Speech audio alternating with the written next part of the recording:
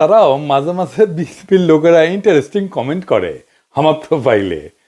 আজকাল interesting comment করিছে, এটা হইতেছে এটা একটু ভুলভাল আছে বানান টানানে, যাই হোক পড়ি আর কি। সে কইতেছে বিএনপির বেশিরভাগ ভোট গ্রাম অঞ্চলে, যারা টক শো তেমন দেখে না, দেখলেও আপনি যেভাবে এক্সপ্লেন করেন সেভাবে চিন্তা করে না। তারা জানে দুইটা পক্ষ, BNP and Awami League. Vote হয় বিএনপি অথবা আওয়ামী লীগ, এর বাইরে কোনো অপশন এখনো পর্যন্ত তাদের কাছে এখনো নাই। কর্মীদের মনোবল চাঙ্গা করার জন্য অনেক কিছু বলতে হয় দলগুলোকে, এগুলা নির্বাচনও করে দীর্ঘদিন ধরে, কিন্তু নির্বাচনটা ঠিক কিভাবে হয়, কেমনে জয় পরাজয় নির্ধারিত হয় তা নিয়ে জানা বুঝার অভাব যে এই দলগুলোর মধ্যে আছে, তাই মন্তব্য থেকে স্পষ্ট। তবে আজকের এপিসোড সকল রাজনৈতিক দলের জন্য একটা আই ওপেনার হবে, চক্ষু খুলে যাবে, চক্ষু মুইটা ঘুমায় ওরা। আজ এমন কিছু জানবেন যা এই রাজনৈতিক দলগুলো পুরা হিসাব নিকাশ পাল্টাই দিতে পারে।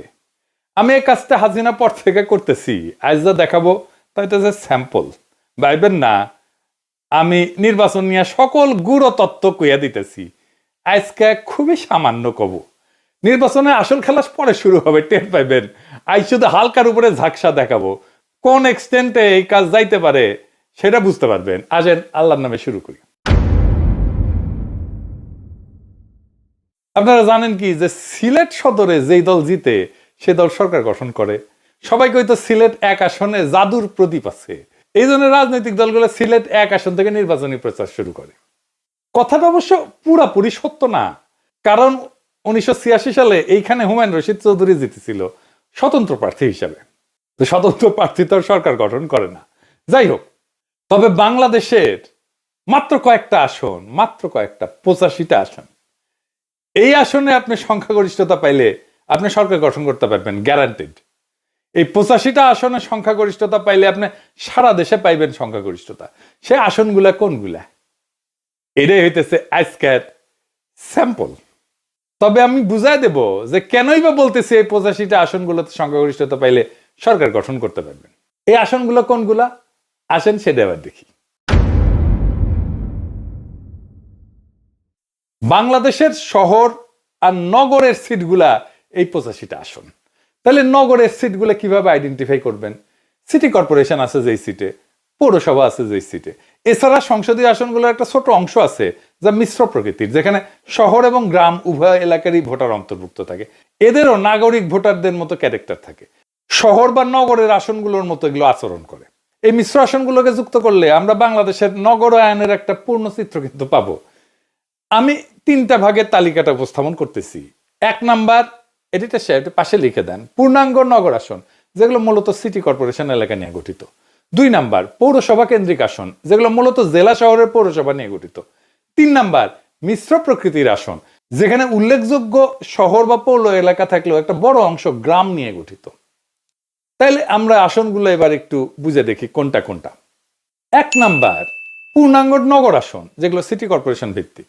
এই আসনগুলো প্রায় সম্পূর্ণভাবে সিটি কর্পোরেশন এলাকার মধ্যে অবস্থিত। ঢাকা বিভাগে যেমন ধরেন ঢাকা 4, ঢাকা 5, ঢাকা 6, ঢাকা 7, ঢাকা 8, ঢাকা 9, ঢাকা 10, ঢাকা 11, ঢাকা 12, ঢাকা 13, ঢাকা 14, ঢাকা 15, ঢাকা 16, ঢাকা 17, ঢাকা 18, গাজীপুর 2, নারায়ণগঞ্জ 5। এইগুলো হইতেছে ঢাকা বিভাগের সিটি কর্পোরেশনের আসন। চট্টগ্রাম বিভাগ, চট্টগ্রাম 9, চট্টগ্রাম 10 এবং চট্টগ্রাম 11। রাজশাহী বিভাগ, রাজশাহী 2, খুলনা বিভাগ, খুলনা 2, সিলেট বিভাগ, সিলেট 1, বরিশাল বিভাগ, বরিশাল 5, রংপুর বিভাগ, রংপুর 3, ময়মনসিংহ বিভাগ, ময়মনসিংহ 4। মোট পূর্ণাঙ্গ নগর আসন যা সিটি কর্পোরেশন এলাকা, এটা 26টা। এরপরে আসেন পৌরসভা কেন্দ্রিক আসন, এটা মূলত জেলা শহর ভিত্তিক। এই আসনগুলোর কেন্দ্রবিন্দু হইল সংশ্লিষ্ট জেলা শহরের পৌরসভা। ঢাকা বিভাগে যেমন নরসিংদী 1, টাঙ্গাইল 5, কিশোরগঞ্জ 1, মানিকগঞ্জ 3, মুন্সিগঞ্জ 3, রাজবাড়ী 1, মাদারীপুর 2, শরীয়তপুর 1, ফরিদপুর 3। চট্টগ্রাম বিভাগে কুমিল্লা 6, ব্রাহ্মণবাড়িয়া 3, চাঁদপুর 3, নোয়াখালী 4, ফেনী 2, লক্ষ্মীপুর 3, কক্সবাজার 3। রাজশাহী বিভাগ বগুড়া 6, পাবনা 5, সিরাজগঞ্জ 2, নওগাঁ 5, নাটোর 2, চাঁপাইনবাবগঞ্জ 3, জয়পুরহাট 1। খুলনা বিভাগ যশোর 3, সাতক্ষীরা 2, বাগেরহাট 2, কুষ্টিয়া 3, ঝিনাইদহ 2, চুয়াডাঙ্গা 1, মেহেরপুর 1, নড়াইল 1, মাগুরা 1। সিলেট বিভাগ সুনামগঞ্জ 3, মৌলভীবাজার 3, হবিগঞ্জ 3। বরিশাল বিভাগ পটুয়াখালী 1, ভোলা 1, পিরোজপুর 1, ঝালকাঠি 2, বরগুনা 1। রংপুর বিভাগ দিনাজপুর 3, গাইবান্ধা 2, কুড়িগ্রাম 1, নীলফামারী 2, লালমনিরহাট 3, পঞ্চগড় 1, ঠাকুরগাঁ 1। ময়মনসিংহ বিভাগ জামালপুর 5, শেরপুর 1, নেত্রকোনা 2। মোট পৌরসভা কেন্দ্রিক আসন 50টা। মিশ্র প্রকৃতির আসন এটা খুব বেশি না, শহর এবং গ্রামের সমন্বয়। এই আসনগুলোতে গুরুত্বপূর্ণ পৌরসভা বা শহর এলাকা থাকলেও একটা বড় অংশ থাকে গ্রামীণ এলাকা নিয়ে গঠিত। ঢাকা বিভাগে যেমন ধরেন গাজীপুর 1 যেটা, এটা কালিয়াকৈর পৌরসভা এবং গ্রামীণ এলাকা নিয়ে গঠিত। গাজীপুর 3, এটা শ্রীপুর পৌরসভা এবং গ্রামীণ এলাকা নিয়ে গঠিত। নরসিংদী 2 আসনটা পলাশ পৌরসভা এবং গ্রামীণ এলাকা নিয়ে গঠিত। নারায়ণগঞ্জ 4 আসনটা সিদ্ধিরগঞ্জ এবং ফতুল্লা নিয়ে গঠিত। চট্টগ্রাম বিভাগে চট্টগ্রাম 8, এটা বোয়ালখালী পৌরসভা এবং সিটি কর্পোরেশনের আংশিক নিয়ে গঠিত। রাঙামাটি, খাগড়াছড়ি আর বান্দরবান এই 3টা পার্বত্য জেলার আসনগুলা সদর পৌরসভা থাকলেও যে এলাকা গ্রামীণ এবং পাহাড়ি। খুলনা বিভাগে খুলনা 3, এটা খালিশপুর শিল্পাঞ্চল এবং দিঘালিয়া উপজেলার অংশ নিয়ে গঠিত। মোট মিশ্র প্রকৃতির আসন হইতেছে 9টা। সব মিলায় নগর, পৌর এবং মিশ্র আসন মিলায় মোট আসন 85টা। তো আসেন এগুলো দেখি এই আসনগুলোর নির্বাচনের ফলাফল কি ছিল, আর এই ফলাফলটা সরকার গঠনে ভূমিকা রাখছিল কিনা। এইটা বাংলাদেশের রাজনৈতিক ইতিহাস বিশ্লেষণের জন্য গুরুত্বপূর্ণ। এই বিশ্লেষণটা বাংলাদেশের রাজনৈতিক গতি প্রকৃতি বোঝার জন্য খুবই গুরুত্বপূর্ণ। নগর বা নাগরিক ভোটের প্রবণতা আসলেই সরকার গঠনে মূল ভূমিকা রাখে কিনা তা আমরা 1991 থেকে 2008 সালের নির্বাচনের ফলাফল বিশ্লেষণ করে দেখব এবং নগর কেন্দ্রিক আসনগুলোর ফলাফল বিশ্লেষণ করে একটা চূড়ান্ত সিদ্ধান্তে আসব। প্রথমে আসেন 1991 সাল, পঞ্চম সংসদ নির্বাচন। 1991 সালের নির্বাচনে বিএনপি একটা বিস্ময়কর জয় পেয়ে সরকার গঠন করে। যদিও তারা একক সংখ্যাগরিষ্ঠতা পায়নি, কিন্তু জামাত ইসলামের সমর্থনে সরকার গঠন করতে সমর্থ হয়। বিএনপি এই যে 85টা আসন, এই আসনগুলোর মধ্যে প্রায় 45 থেকে 50টা আসনে জয়লাভ করে। বিশেষ করে ঢাকা এবং চট্টগ্রামের আসনগুলোতে তারা ভালো ফলাফল করে। আওয়ামী লীগ প্রায় 30 থেকে 35টা আসনে জয়ী হয়। সারা দেশের ফলাফল বিএনপি 140টা আসন, আওয়ামী লীগ 88টা আসন। তার মানে 1991 সালে দেখা যাচ্ছে যে দল নগর এবং পৌরসভা কেন্দ্রিক আসনে আগাইছিল বিএনপি, তারাই সরকার গঠন করছে। এরপরে আসেন 1996 সালের নির্বাচন। এই নির্বাচনে আওয়ামী লীগ দীর্ঘ 21 বছর পর ক্ষমতায় ফিরে আসে। এটা ছিল একটা অত্যন্ত প্রতিদ্বন্দ্বিতাপূর্ণ নির্বাচন। এই নির্বাচনের আগে একটা মেলা গ্যাঞ্জাম হয়েছিল, জেনারেল নাসিম কু করতে চাইছিল।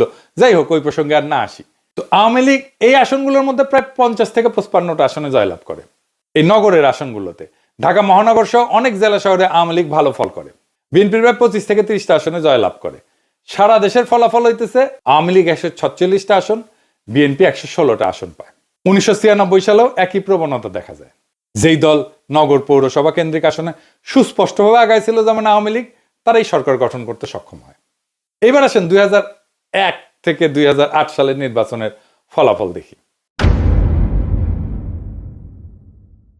2001-এর অষ্টম জাতীয় সংসদ নির্বাচন, বিএনপি জামাত জোট 85টার মধ্যে 73টা আসন পায়।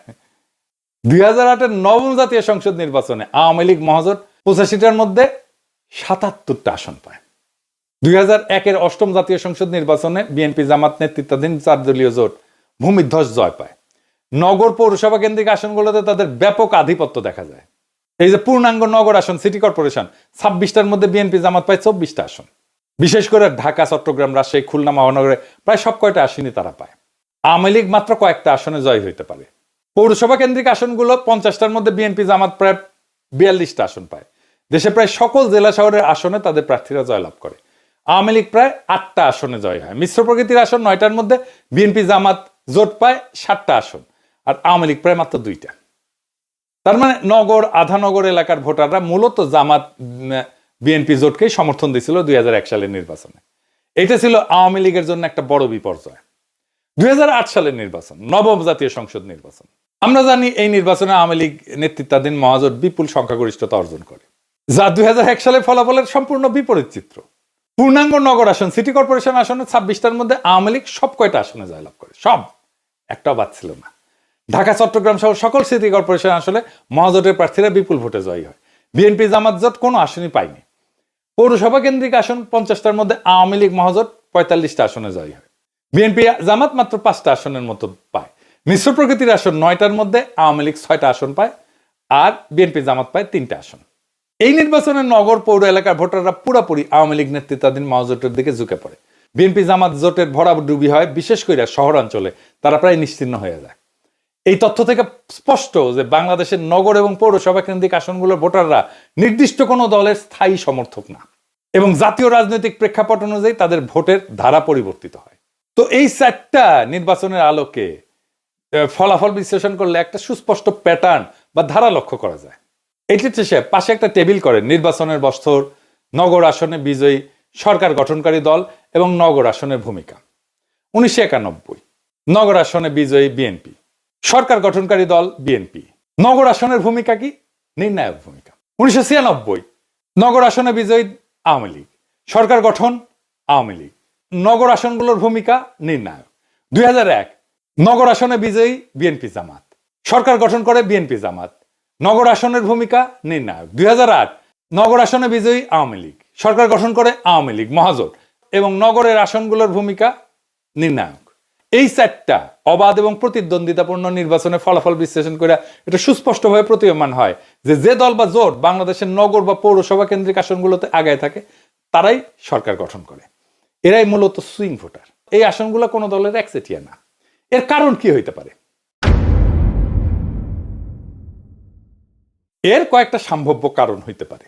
1 নম্বর হইতেছে জাতীয় ইস্যুতে সংবেদনশীলতা। শহরের ভোটাররা জাতীয় পর্যায়ের রাজনৈতিক অর্থনৈতিক ইস্যুতে বেশি সচেতন এবং সংবেদনশীল হন। তাদের ভোট জাতীয় প্রবণতার একটা শক্তিশালী নির্দেশক হিসেবে কাজ করে। 2 নম্বর মিডিয়ার প্রভাব। গণমাধ্যম, সামাজিক যোগাযোগ মাধ্যমের প্রভাব শহরাঞ্চলে বেশি, যা জনমত গঠনে গুরুত্বপূর্ণ ভূমিকা রাখে। 3 নম্বর হচ্ছে সুইং ভোটার। গ্রামীণ এলাকার চেয়ে শহরাঞ্চলে সুইং ভোটার বা দোদুল্যমান ভোটারের সংখ্যা বেশি। এই ভোটারেরা নির্দিষ্ট কোনো দলের প্রতি অনুগত না থেকে পরিস্থিতি অনুযায়ী ভোট দেন, যা নির্বাচনের ফলাফল নির্ধারণে ভূমিকা রাখে। আরেকটা বিষয় হইতেছে যে এই শহরে যারা থাকে তাদের সাথে গ্রামের একটা যোগাযোগ থাকে। তারা গ্রামে যায় আসে, গ্রামের ছাত্ররা শহরে আসে পড়াশোনা করে, তারা গ্রামে যায়, তাদের মতামত রাখে। এইভাবেই গ্রামের উপরে শহরের একটা ভূমিকা পড়ে। আরেকটা কারণ হচ্ছে গ্রামীণ ভোটাররা স্থায়ী, কিন্তু নগরের ভোটাররা স্থায়ী না। তাই নগরের ডেমোগ্রাফি প্রতিনিয়ত পরিবর্তিত হয়। যে আসনগুলোতে জিতলে সরকার গঠন সুনিশ্চিত তাকে বলা হয় বেলওয়েদার আসন। সুতরাং নগর পৌরসভা কেন্দ্রিক আসনগুলোতে বাংলাদেশের নির্বাচনের বেলওয়েদার বা নির্ধারক হিসেবে বিবেচনা করা যেতে পারে। তার উপরে আরো কিছু ইস্যু যুক্ত হয়েছে, যেমন ধরেন জেনজি ভোটার হয়েছে এইবার। হাসিনা আমাদের ভোট দিতে দেয় নাই, তাই এবারে ভোটে কোনো রাজনৈতিক দল ন্যূনতম মাত্রায় কারচুপি বা ভোট কেন্দ্র দখল করতে পারবে না। Full stop. ভারত ইস্যুতে রাজনৈতিক দলের অবস্থান ভোটের ক্ষেত্রে ভূমিকা রাখবে। এই নির্বাচনে সোশ্যাল মিডিয়া বিরাট ভূমিকা পালন করবে, যাকে বিএনপি শুরুতেই শত্রু বানায় ফেলছে। আর এই নির্বাচনে প্রখর মেধার অল্প কিছু রাজনৈতিক মানুষ যদি নির্বাচনে কোনো দল বা জোটকে বিজয়ী দেখতে চায় আর সেইভাবে তাদের সাহায্য করে বয়ান তৈরি করে দিতে, তাহলে সেই দল বা জোট জিতবে। লিখে রাখতে পারেন, এবারের নির্বাচন ক্ষমতার না, নিয়তির লড়াই। এইবার খেলা শুধু গণনায় হবে না, হবে বুদ্ধি, কৌশল আর সাহসের খেলায়। বিএনপি যদি ভাবে গ্রামেই তাদের ভোট আর সেই ভোট দিয়ে সরকার গঠন হবে, তাহলে তারা ভুল করতেছে। আর যারা শহরের কিছু বক্তৃতার ফেসবুক লাইভ দিয়ে জিতবে বলে মনে করতেছে, তারা বোকা স্বর্গে বাস করতেছে। জয় হবে তাদের যারা অন্তঃসার শূন্য দলান্ধতা ভেঙ্গা একটা বড় রাজনৈতিক ফ্রন্ট তৈরি করতে পারবে, যারা বুঝবে এবার শুধু পুরনো রাজনৈতিক শক্তি ভারতের সম্প্রসারণবাদের দেশীয় ল্যাসপেন্সারদের হারালেই হবে না, মানুষকেও জয় করতে হবে। হয়তো এখনো বিএনপি সংখ্যায় খানিকটা আগায়, কিন্তু এই সংখ্যা কিছুই না।